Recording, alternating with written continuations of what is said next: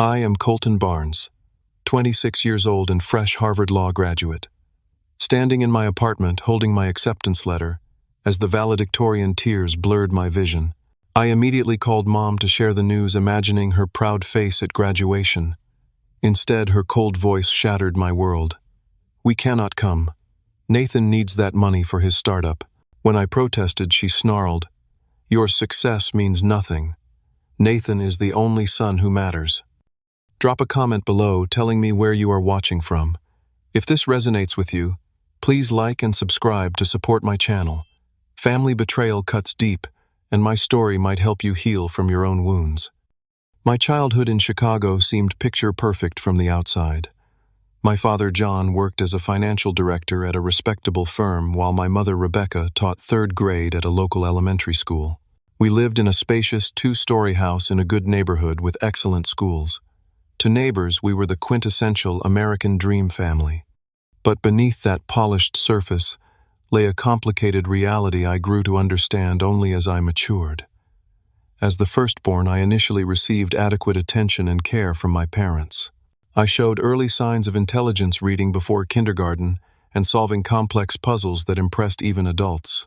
My report cards consistently displayed straight A's, and teachers often contacted my parents to discuss my exceptional aptitude. Everything changed when Nathan arrived 3 years after my birth. From the moment my brother came home, a subtle shift occurred in our family dynamic. My mother especially developed an attachment to Nathan that bordered on obsession. While I was expected to be self-sufficient from an early age, Nathan received endless coddling and attention.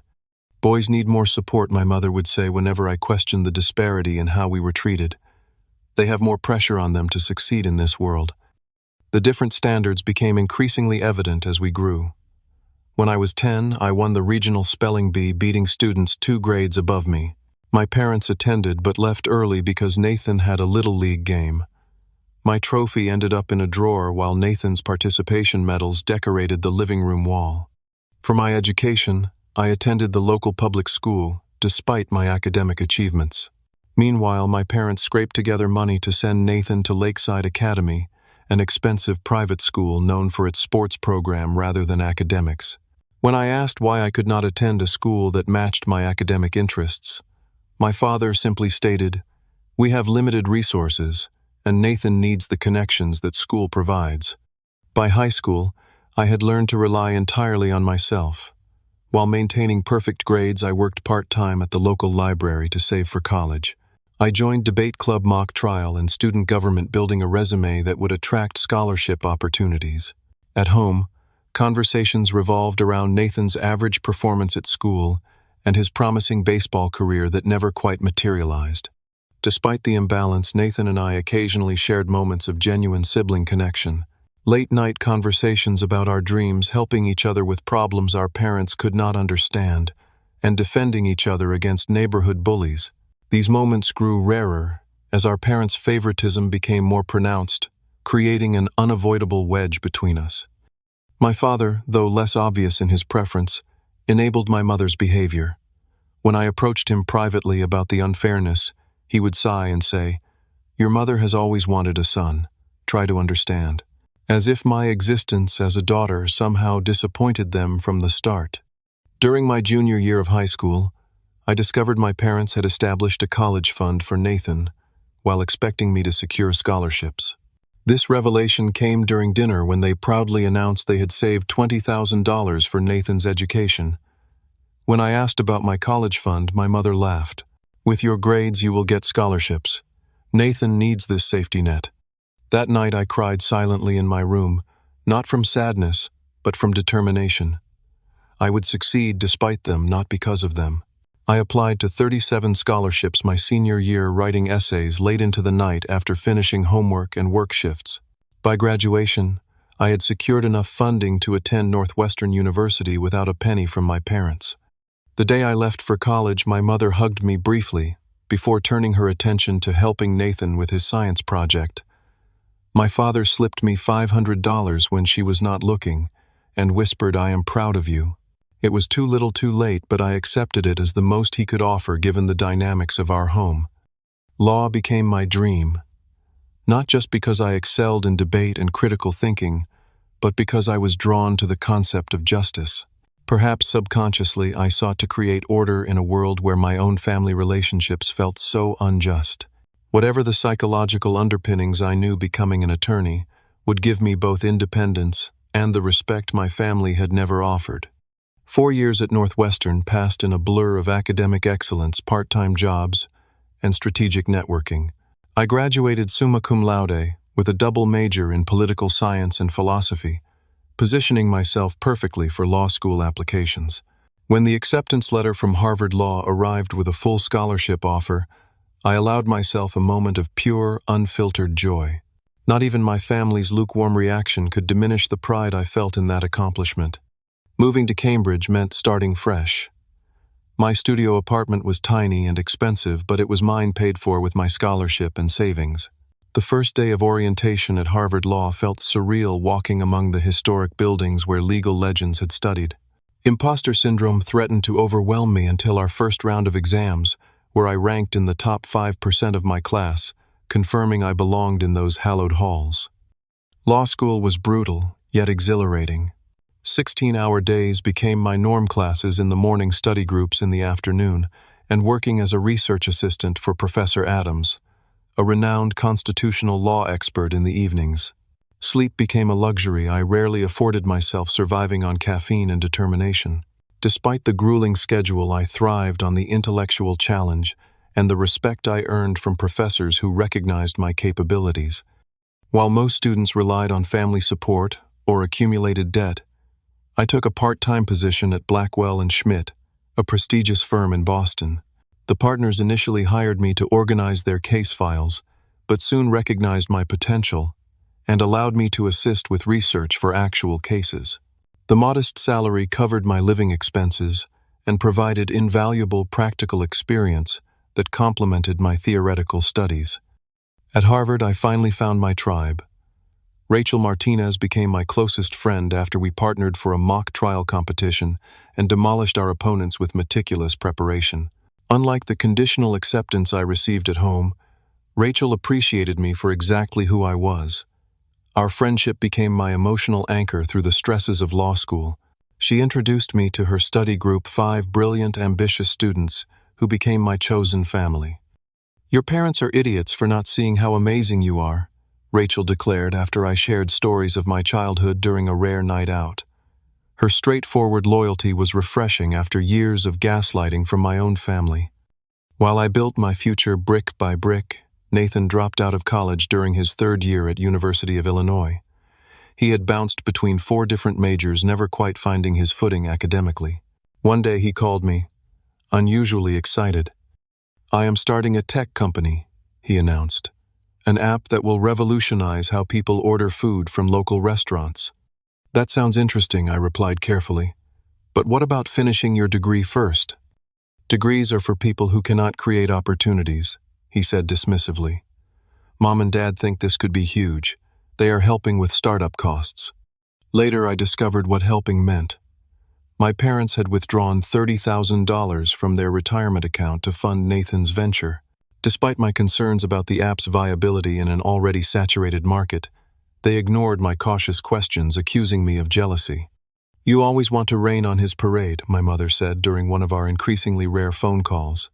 "Not everyone is meant for traditional success like you." I attempted to maintain connections with my family despite their disinterest in my achievements. When I made law review an honor bestowed on only the top-performing students, my mother listened for 30 seconds before interrupting to tell me about Nathan securing a meeting with a potential investor. When I won the prestigious moot court competition, my father congratulated me briefly before asking if I could review the business plan for Nathan's company. By my final year at Harvard, I had positioned myself for success. Firms were already courting me with job offers, impressed by my academic record and practical experience. Professor Adams recommended me for a judicial clerkship with the First Circuit Court of Appeals, a position that would open countless doors in my career. The crowning achievement came when I was selected as valedictorian of my class. The news arrived via email from the dean congratulating me on maintaining the highest GPA in a class of 500 exceptional students. My hands trembled as I read the message, overcome by validation of my relentless work. Professor Adams took me to dinner to celebrate raising a toast to the most brilliant student I have had the privilege to teach. That night I called my parents, believing that surely this accomplishment would finally earn their recognition. My mother answered, sounding distracted. "That is nice, honey," she said after I shared my news. "Listen, Nathan is here with some documents for his business. Can I call you back later?" She never did. Despite the familiar sting of disappointment, I focused on the upcoming graduation. I mailed formal invitations to my parents and brother, along with information about travel and accommodations. Rachel's parents had already booked their flights from California, planning to attend, despite having met me only twice. The contrast was painful but no longer surprising. 2 weeks before graduation, I received an email from my father confirming they had purchased plane tickets. A small spark of hope ignited in my chest. Perhaps this milestone would be different. Perhaps they would finally see me. I could not have imagined how wrong I was. 3 days before my Harvard Law graduation ceremony, I was finalizing my valedictorian speech when my phone rang. Seeing my mother's name on the screen, I answered with genuine enthusiasm. "Mom, I am so glad you called. I wanted to confirm where we should meet before the ceremony. The graduates need to arrive early, but I can leave your names at the VIP entrance, so you will have excellent seats." The silence on the other end stretched uncomfortably before my mother cleared her throat. "About that, Colton, there has been a change of plans." My stomach knotted instantly. I knew that tone. It was the same one she used when explaining why they could not attend my high school debate championships or college graduation. "What kind of change?" I asked, already bracing myself. "We cannot come to your graduation." Her voice was matter-of-fact, devoid of apology. "Nathan's business is at a critical stage. An investor pulled out unexpectedly, and he needs immediate capital to keep things afloat." The implication was clear before she even said it. We had to use the plane ticket money to help him. The familiar pain sliced through me, but this time accompanied by something new: rage. After everything I had accomplished, after all the years of neglect and dismissal, they were abandoning me at what should have been one of the proudest moments of my life. "You are joking, right?" My voice sounded foreign to my own ears. "I am graduating at the top of my class from Harvard Law. I am the valedictorian. I will be speaking in front of thousands of people, and you cannot be bothered to show up." "Do not be dramatic, Colton," my mother replied. "You have always been independent. Nathan needs us right now." "I needed you too." The words burst from me with such force that I surprised myself. "I have always needed you, but you never saw that because you were too busy catering to Nathan's every whim." "That is not fair," she snapped. "Nathan is trying to build something important. Your little academic achievements were always going to happen. You have always been book smart." "Little academic achievements," I echoed in disbelief. "I earned a full scholarship to Harvard Law. I am graduating first in my class. I have job offers from the top firms in the country. How is that little dot?" "You know what I mean," she said dismissively. "It is different for Nathan. He is creating something, taking risks. That deserves our support." "And I do not deserve your support. Your presence at one of the most important days of my life." The line went quiet again before my mother delivered the blow that would forever change our relationship. "Your success means nothing, Colton. Nathan is the only son who matters. He is carrying on the family legacy." The phone slipped from my fingers as if it had suddenly burned my skin. I sat frozen, her words replaying in my mind. All the years of subtle favoritism, of being overlooked and undervalued, crystallized into this explicit declaration of where I stood in my family's hierarchy. When I finally retrieved my phone, I spoke with a calm that belied the storm within me. "I understand perfectly now. Thank you for making it so clear." "Colton, wait," my mother backpedaled, perhaps realizing she had gone too far. "I did not mean it like that." "Yes, you did. And that is fine. I will not bother you with my accomplishments anymore." I ended the call, and immediately turned off my phone, unable to bear any more conversation. The apartment that had felt so full of promise minutes earlier now seemed to close in around me. I slid down against the wall, hugging my knees to my chest as tears finally came. Rachel found me like that an hour later when she arrived with takeout to help me prepare for graduation. One look at my face told her everything. "They are not coming, are they?" she asked, softly sitting beside me on the floor. I shook my head, unable to repeat my mother's words. "Then screw them," Rachel said firmly. "My parents already think of you as their second daughter. They will cheer twice as loud to make up for it." Over the next 2 days, my law school friends rallied around me. Professor Adams, upon hearing about my situation, invited me to join his family for the post-graduation dinner. My colleagues at Blackwell and Schmidt sent a massive bouquet with a card signed by everyone at the firm. The morning of graduation dawned bright and clear. As I donned my cap and gown, I made a decision this day would be about celebrating my achievements, not mourning my family's absence.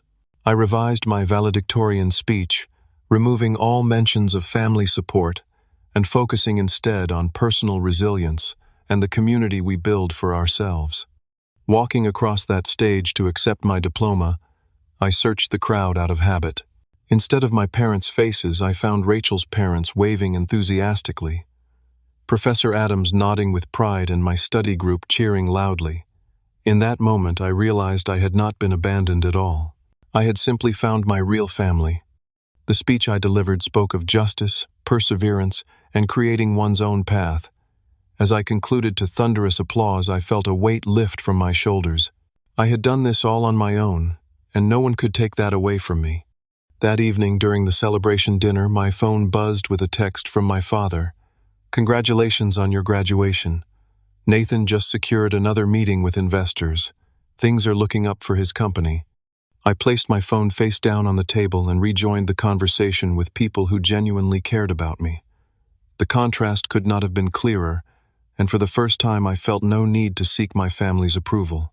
Their absence had finally freed me.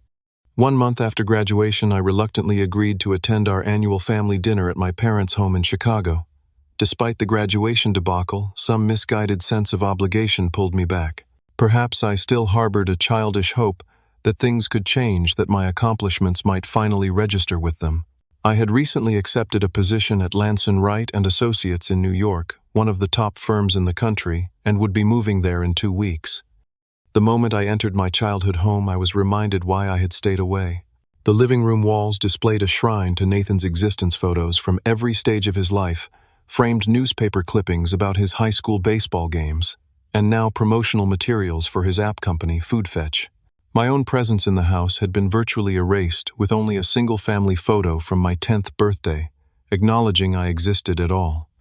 My mother hugged me briefly before immediately launching into updates about Nathan. "He has been working so hard, barely sleeping. That is what real entrepreneurship looks like. Such dedication." My father offered a more genuine welcome, but even his questions focused primarily on whether my job would provide useful connections for Nathan's business. Neither of them asked about my graduation, my speech, or my achievements. It was as if the entire event had never happened. When Nathan arrived an hour late, my parents fluttered around him like attendants to royalty. He looked stressed and thinner than I remembered, but carried himself with the unearned confidence of someone who had never faced real consequences for failure. "The prodigal daughter returns," he announced upon seeing me, his tone making the biblical reference feel more mocking than welcoming. Finally decided family matters after all. I forced a smile. "Good to see you too, Nathan. How is the business going?" This innocent question opened the floodgates. For the next 45 minutes during dinner, Nathan dominated the conversation with grandiose claims about FoodFetch's potential, dropping tech jargon he clearly did not fully understand, and making market predictions that contradicted basic economic principles. As someone who had taken business law courses, I could spot the holes in his business model immediately. "We are about to enter our Series A funding round," he declared, though his description of the process revealed a fundamental misunderstanding of venture capital structures. "But we need bridge financing to get there. The burn rate has been higher than expected because we are scaling aggressively." My mother nodded as if he were sharing profound wisdom. "Your father and I have been discussing how we can help with that." This caught my attention. "Help how exactly?" My father looked uncomfortable, studying his plate as he answered. "We have some equity in the house we can access, and there is still a bit left in our retirement accounts." Alarm bells rang in my mind. You are considering taking out a second mortgage to fund Nathan's app and depleting your retirement further. Dad, you are only 8 years from retirement age. It is an investment, my mother snapped. Something you would understand if you had any business sense instead of just book learning. I took a deep breath, trying to remain calm. I understand investments quite well, actually. I also understand that over 90% of startups fail, especially in the oversaturated food delivery market. Have you seen any actual financial projections? User acquisition costs, revenue models? Nathan's face flushed with anger. Just because you went to some fancy law school does not mean you understand what I am building. This is the real world, not some theoretical case study. Exactly, I countered. And in the real world, investors want to see proven concepts before they pour money in. What evidence do you have that FoodFetch is viable? We have 500 downloads already, Nathan said defensively. And how many active users? How many repeat customers? What is your customer acquisition cost? His silence answered my questions more eloquently than words could have. You are just jealous, Nathan finally sputtered. You have always been jealous that Mom and Dad support my dreams while you had to go off and do everything on your own. Support your dreams, I repeated incredulously. Nathan, they paid for your private school education while I attended public school. They established a college fund for you while expecting me to secure scholarships. They have repeatedly drained their savings to fund your ventures while showing zero interest in my achievements. What exactly should I be jealous of? See, Nathan turned to our parents. She has always resented me. She has never supported this family. My mother reached across the table to pat his hand. We know, sweetheart. Colton has always been focused on herself. She does not understand what it means to be part of something bigger. The injustice of this statement struck me like a physical blow. I had spent years supporting myself precisely because they had channeled all family resources to Nathan. I had never asked them for money, had worked through college and law school, had built my career through relentless effort while Nathan bounced between majors before dropping out entirely. What exactly have I failed to support? I asked quietly. When have any of you supported me? My mother's eyes narrowed. We raised you, put a roof over your head, fed you, and this is the gratitude we get. You cannot even be happy for your brother's success. What success? The words escaped before I could stop them. His company is failing. He has no viable business model. He has burned through your retirement savings with nothing to show for it. You cannot possibly understand, my mother said dismissively. You have never known what it feels like to watch your child create something meaningful. All you do is follow rules and pass tests. Nathan is building something that could change the world. A food delivery app in a market that already has Uber Eats, DoorDash, Grubhub, and dozens of others is going to change the world. I could not keep the sarcasm from my voice. You have no vision, my mother continued as if I had not spoken. You cannot understand the pride we feel having a son with such ambition. Girls like you just do not get it. The room fell silent as her words hung in the air. Even Nathan looked uncomfortable at the explicitly sexist remark. Girls like me, I repeated softly. You mean Harvard Law valedictorians who secured a position at one of the most prestigious firms in the country through their own merit. You are right, I guess. I do not get why that is less valuable than a failing app. My father finally spoke up, though not in my defense. Colton, you need to understand that family businesses are different. This is about legacy. Legacy. I laughed without humor. Dad, be honest. Have you even seen a business plan? Do you know how Nathan has spent the money you have given him? Before he could answer, my mother interjected. We do not need to justify our choices to you. Nathan is our son. He deserves our support. And what am I? The question slipped out, revealing more vulnerability than I had intended. My mother's response was devastating in its casual cruelty. You know what I mean, Colton. You cannot possibly understand the pride of having a son who carries on the family name, who takes risks to build something lasting. Your achievements are nice, but they are just for you. They do not bring the same honor to the family. As if realizing she had gone too far, she added hastily, Of course, we are proud of you too, in a different way. A different way, I echoed. I see. I stood up from the table, suddenly unable to stomach another minute in that house. As I did, I noticed mail on the sideboard, including what appeared to be foreclosure warnings. Picking up the envelope, I turned to my father. "Are you behind on the mortgage because of Nathan's company?" My father's silence and averted eyes confirmed my suspicions. "You are going to lose this house," I said, my voice barely above a whisper. "All for an app that will never launch." "Mind your own business," Nathan snapped, grabbing the letter from my hand. "This is between Mom, Dad, and me. We do not need your judgment." I looked at my father, the man who had occasionally slipped me small signs of affection when my mother was not looking, the man who had at least pretended to care about my achievements. "Dad, say something. Tell me, you are not risking everything for this." He remained silent, eyes fixed on the table. In that moment, I understood that nothing would ever change. My place in this family had been determined at birth, and no achievement, no success, would ever alter that fundamental reality. I was the daughter they had settled for while waiting for the son they truly wanted. "I am leaving," I announced, gathering my purse, "and I will not be coming back." The move to New York became my clean break. I did not leave a forwarding address with my family, changed my phone number, and created new email accounts. The only link I maintained was through Rachel, who agreed to be an emergency contact if absolutely necessary. My parents and Nathan could reach me through her, but only in dire circumstances. My apartment in Manhattan was small, but entirely mine, paid for with my own salary. I threw myself into work at Lanson Wright and Associates, taking on extra cases and working weekends to establish myself as indispensable. The firm specialized in corporate law, and I quickly developed expertise in merger regulations and financial compliance areas that required meticulous attention to detail and analytical thinking. 3 months into my position, I was assigned to assist on a major acquisition case involving a tech startup being purchased by a larger corporation.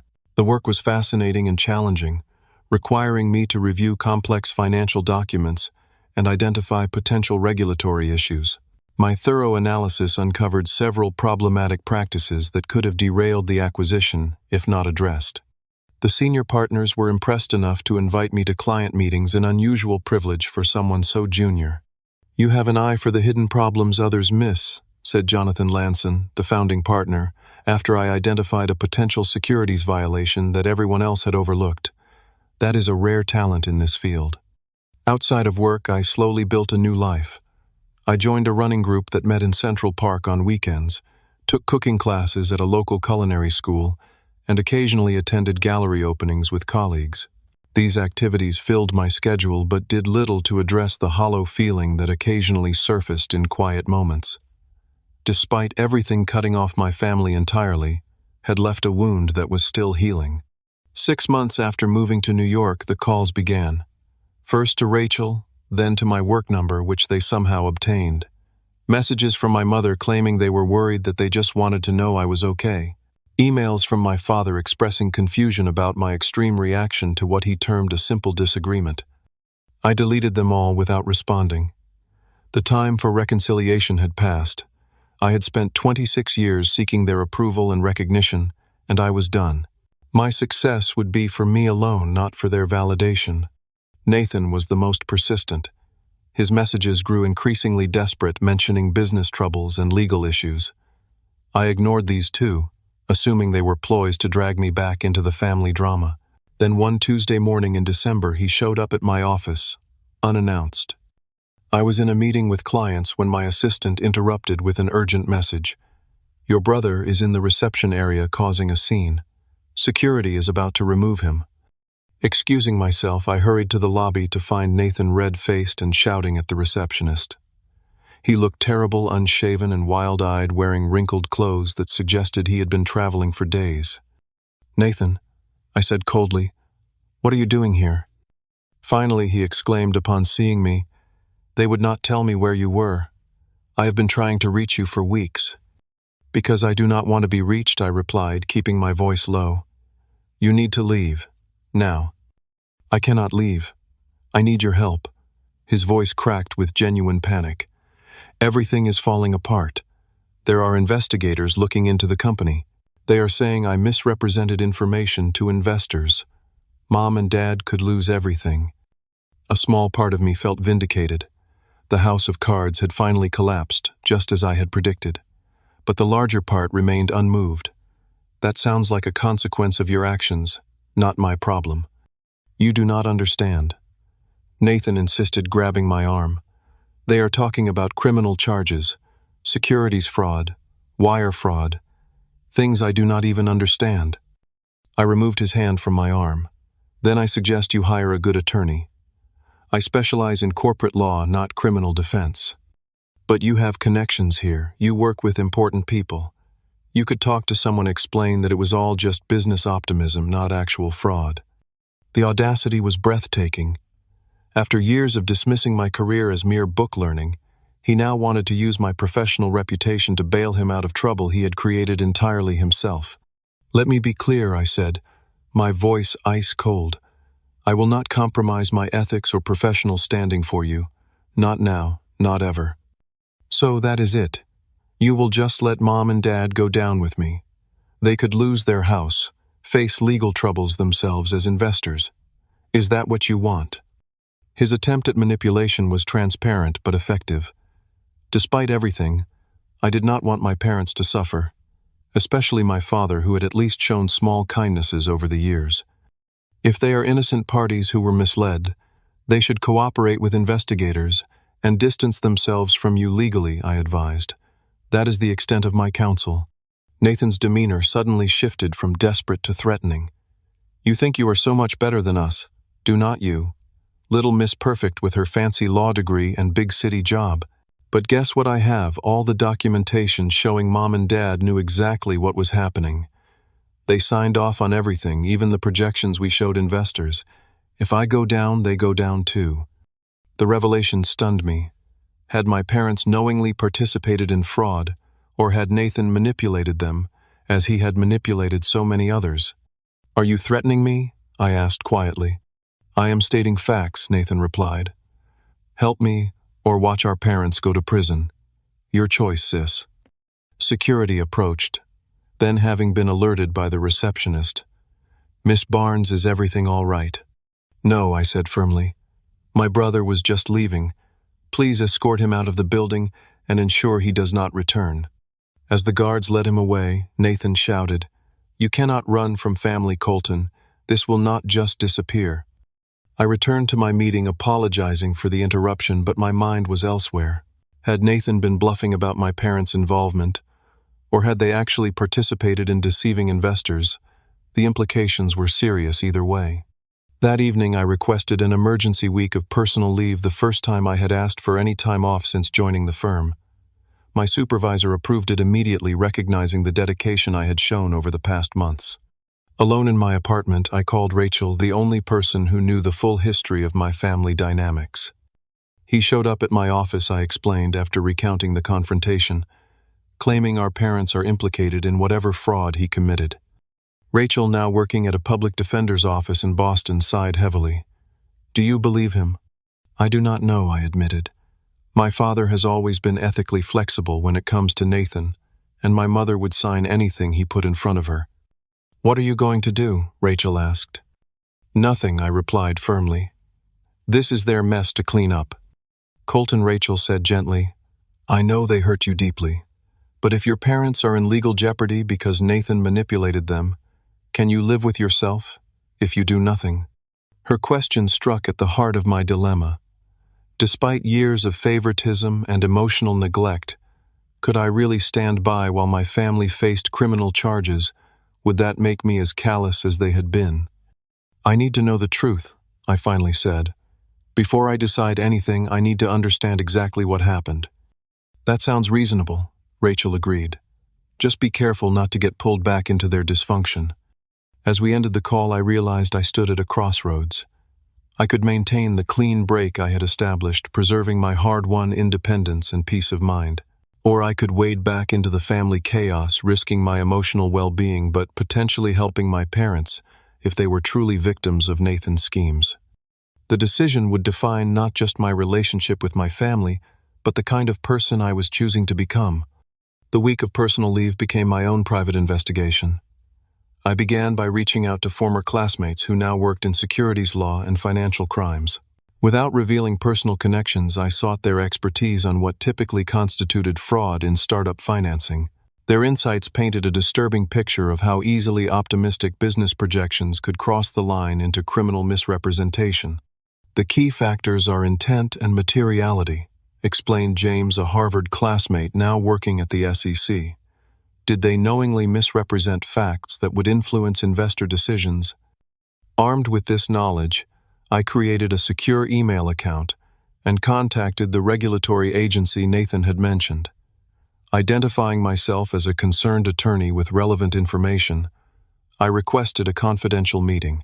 2 days later, I sat across from Special Agent Diaz of the Financial Crimes Division. "I appreciate your discretion," I said, after she had outlined the investigation's parameters. "I should disclose that Nathan Barnes is my brother, and the subjects of your investigation include my parents." Agent Diaz raised an eyebrow but maintained her professional demeanor. "That is an unusual conflict of interest. May I ask why you are here?" "I want to understand the extent of my parents' involvement. I believe they may have been manipulated by my brother, though I cannot be certain." "I cannot share specific details of an ongoing investigation," she replied, "but I can tell you we have substantial evidence of fraudulent activities. Your brother created financial projections showing millions in non-existent revenue and user growth metrics that were entirely fabricated." My stomach sank. "And my parents? They signed several documents as corporate officers and participated in investor meetings. Whether they knew the information was false is still being determined." I nodded, absorbing this. "If they cooperated fully and could demonstrate they were misled by my brother, would that affect potential charges against them?" "Potentially," Agent Diaz acknowledged. "We distinguish between primary actors and those who may have been deceived themselves, but they would need to come forward voluntarily and provide actionable information." Thanking her for her time, I left with a clearer understanding of the situation. Nathan had definitely committed fraud, and my parents were implicated through their signatures and participation. The question remained, had they known what they were doing, or had they blindly trusted Nathan as they always had? My next step was more direct. Using legal databases available through my firm, I researched FoodFetch's corporate filings, investor documents, and financial statements. What I found confirmed my suspicions. The company had claimed partnerships with restaurants that did not exist, user growth that contradicted actual download statistics, and revenue projections based on models that defied basic economic principles. Most damning was an email chain I discovered through a Freedom of Information request to the State Business Registry. Nathan had written to my father explicitly acknowledging that certain figures were enhanced for investor appeal and suggesting they present the optimistic scenario as the baseline. My father had responded with concerns about the legality of such representations, but ultimately acquiesced when Nathan insisted everyone does this in the startup world. My mother appeared less frequently in the documentation, primarily as a signatory on financial statements and corporate resolutions. Her technical role had been Director of Community Relations, a position that seemed to have no actual responsibilities but allowed her to receive a salary from the company, further draining its limited capital. The picture that emerged was complex. Nathan had clearly orchestrated the fraud, but my parents had participated with varying degrees of awareness.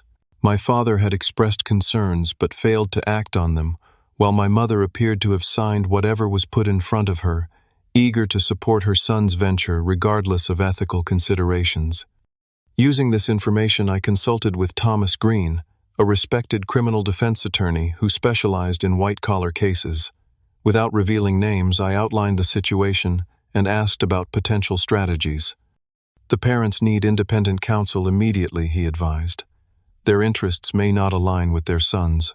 If they can demonstrate they were substantially misled or lacked the expertise to recognize the fraud, they might avoid the most serious charges."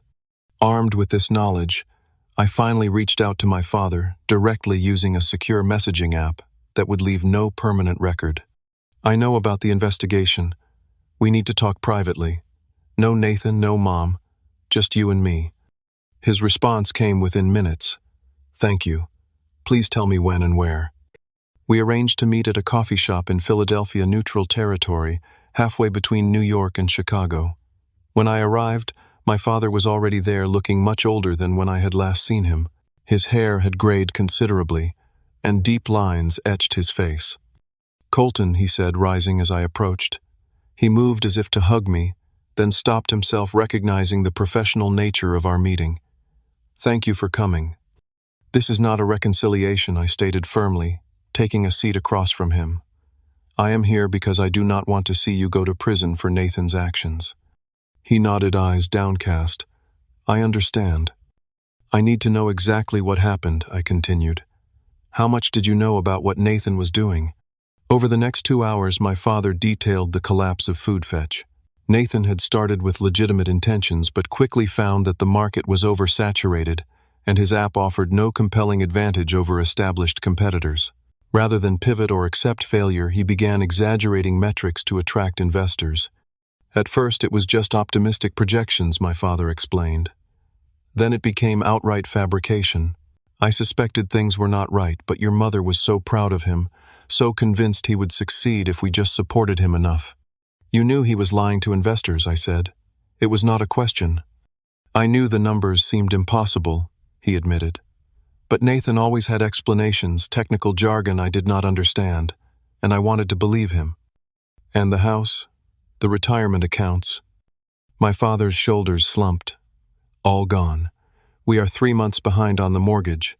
Foreclosure proceedings have started. And Mom, she refuses to believe anything is wrong. She thinks this investigation is just established businesses trying to crush innovation. Nathan has convinced her they are being persecuted." I considered this information carefully. My father had been negligent and willfully blind, but perhaps not actively malicious. My mother remained in denial, committed to supporting Nathan regardless of reality. "Here is what is going to happen," I said, sliding a folder across the table. "This contains the contact information for Thomas Green, a criminal defense attorney who specializes in these cases. You will call him today and retain his services separately from Nathan. You will disclose everything you know about the company's finances and operations. Everything." My father opened the folder with trembling hands. "We cannot afford someone like this." "I will cover the retainer," I replied. "Not for Nathan, only for you and Mom." "Why would you do that? After everything?" "Because despite it all, I do not want to see you in prison," I answered honestly. "And because, unlike some people, I understand what family should mean."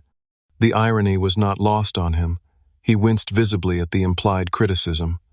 "There are conditions," I continued. "You must cooperate fully with investigators regarding Nathan's actions. You cannot protect him anymore. His fraud has to be recognized for what it is." "Your mother will never agree to that." "Then she can find her own attorney," I said coldly. "These are my terms." My father nodded slowly. "And what about our relationship after this is over?" "That depends entirely on what happens next," I replied. "On whether you finally recognize the patterns that brought us here." As we parted, I felt no emotional catharsis, no dramatic reconciliation. This was a practical intervention to prevent a worse outcome, not forgiveness for decades of favoritism and neglect. Over the next 3 months, the situation unfolded largely as I had anticipated. Thomas Green negotiated with prosecutors on my parents' behalf, securing a cooperation agreement that limited their liability in exchange for testimony against Nathan. My father provided detailed documentation of how the fraud had evolved, while my mother reluctantly acknowledged she had signed documents without understanding their implications.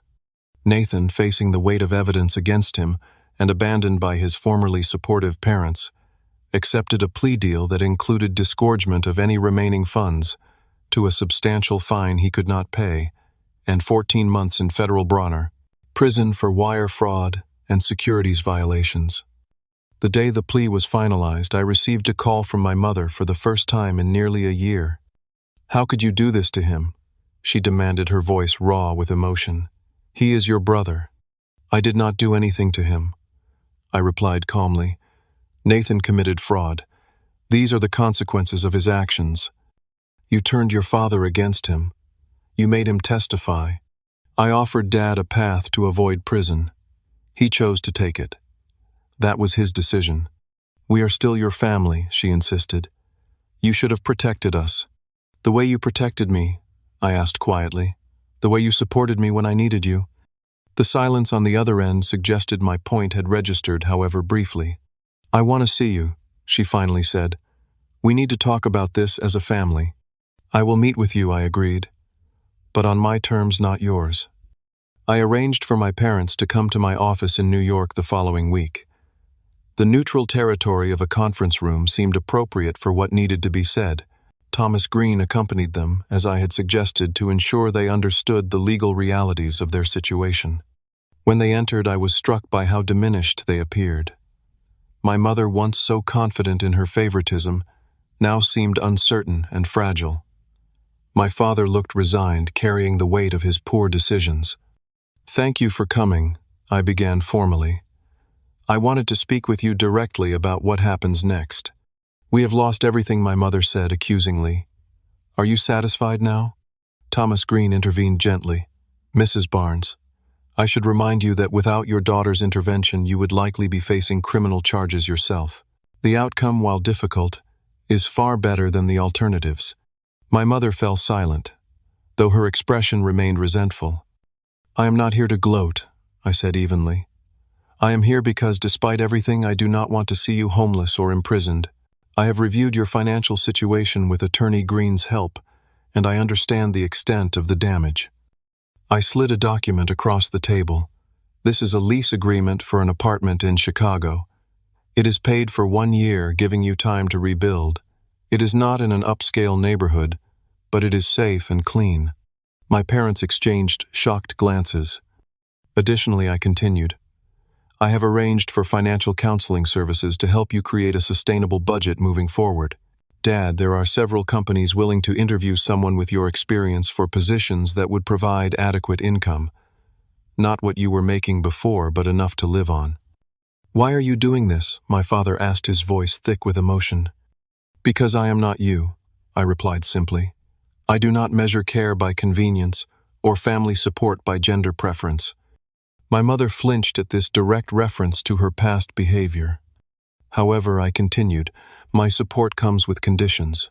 First, you will both attend family therapy paid for by me to address the patterns that led us here. Second, you will respect my boundaries about contact and visits. Third, you will acknowledge explicitly and without qualification the favoritism that has damaged our relationship for decades."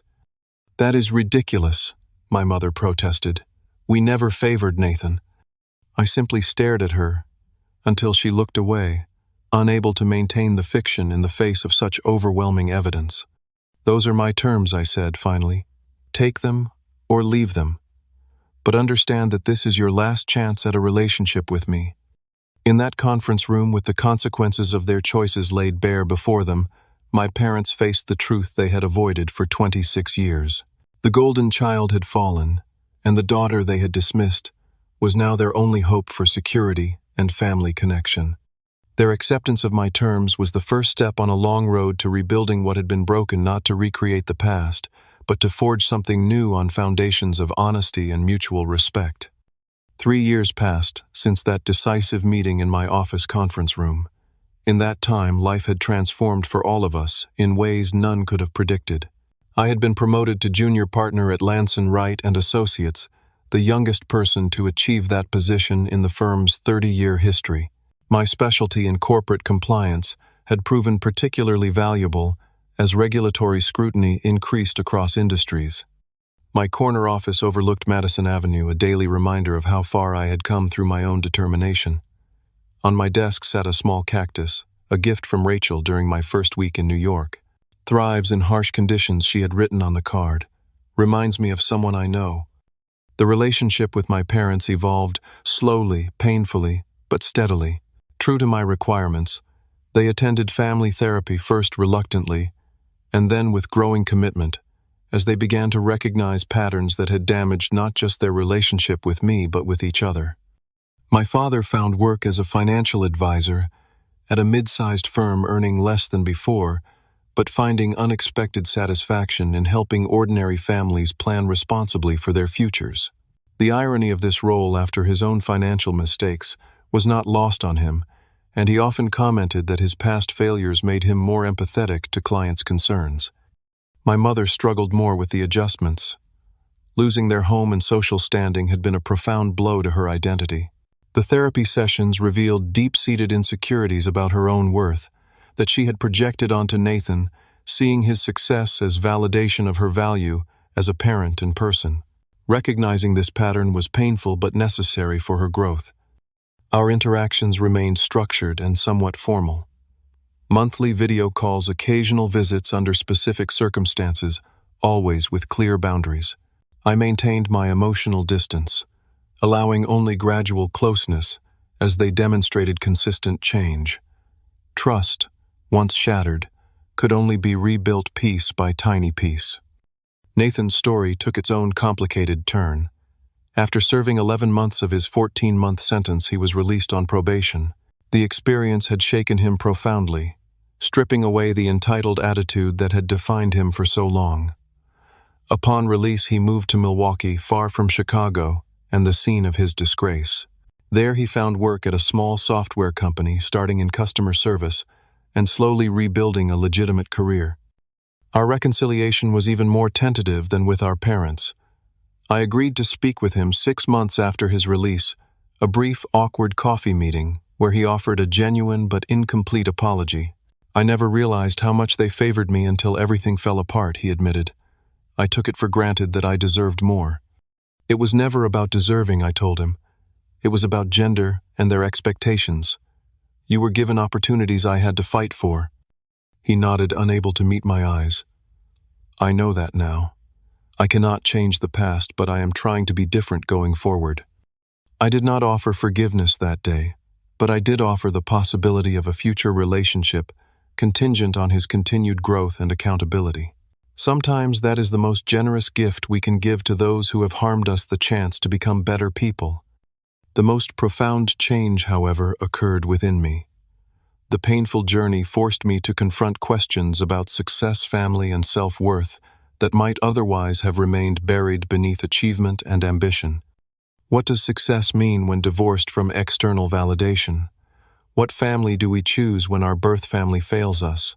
How do we measure our worth beyond the recognition of those who should have valued us from the beginning?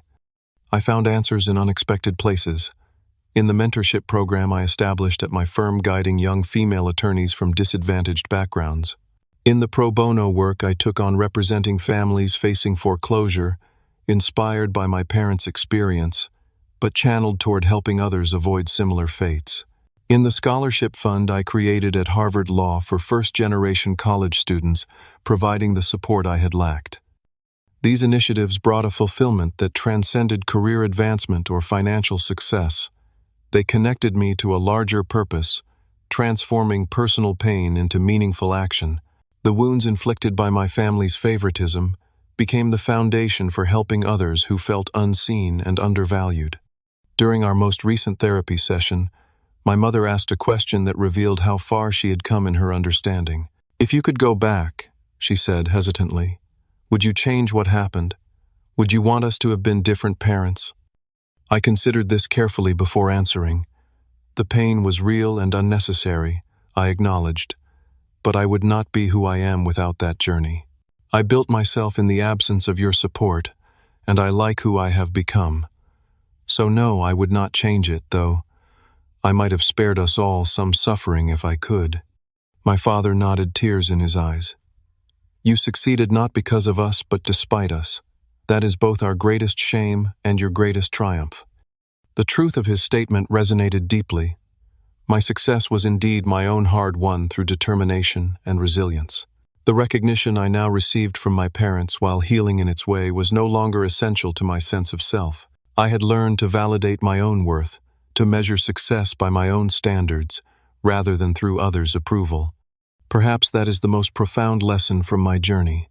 True self-worth cannot be granted by others, not even those who should love us most. It must be built from within, forged in the challenges we overcome, and the integrity with which we face them. For those watching who might see echoes of their own family dynamics in my story, know this. You are not defined by others' failure to value you appropriately. Your worth exists independent of recognition. Your potential waits to be claimed through your own efforts. If you have experienced similar family dynamics or unfair treatment, I would love to hear your stories in the comments below. How did you overcome being undervalued? What strategies helped you build self-worth when others failed to see your value? Please like this video if it resonated with you.